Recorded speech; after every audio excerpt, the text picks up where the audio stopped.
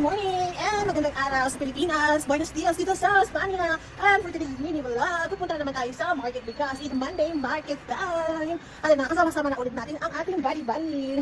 Ang stroller. Chalis lang. Ayan, tawid tayo. Tapos, si Ivan, nakachinelas lang mga bakla. Alam niyo ba yung chinelas niya? Yung yung pang matanda. Tapos, close kasi siya. Tapos ngayon, ginunting-gunting na yung harap. Ayan.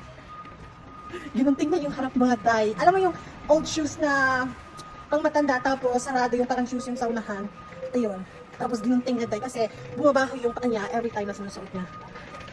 At suot-suot niya ngayon. Hindi ko alam kung baka tingin na siya tay sa market. But ayun nga, kagandahan kay Ivar ay wala siyang pake sa sasabihin ng iba. Ganun siya.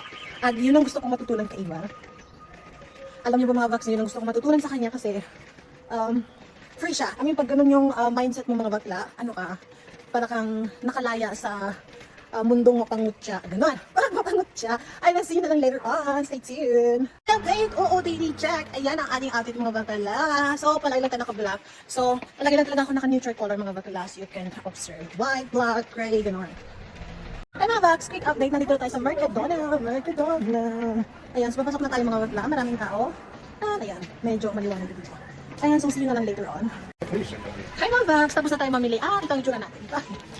At ang bill natin mga bakla ay mataginting na 90 euro lang. We went hungry to shop, so we bought a lot of food. So that's actually, if you are hungry and you went to the grocery shop and it's like you want to buy everything that you like to eat. So that's why. But I think it will last also like for 2 weeks, I think, I believe. Or 1.5 weeks. Yeah, if you eat a lot before going to shop, that's the time when you lose your brain when you're shopping. Ayun, sabi namin kayo later on sila. Malapit update tayo. Ayun, malapit na tayo sa bahay. Ito ating tsura.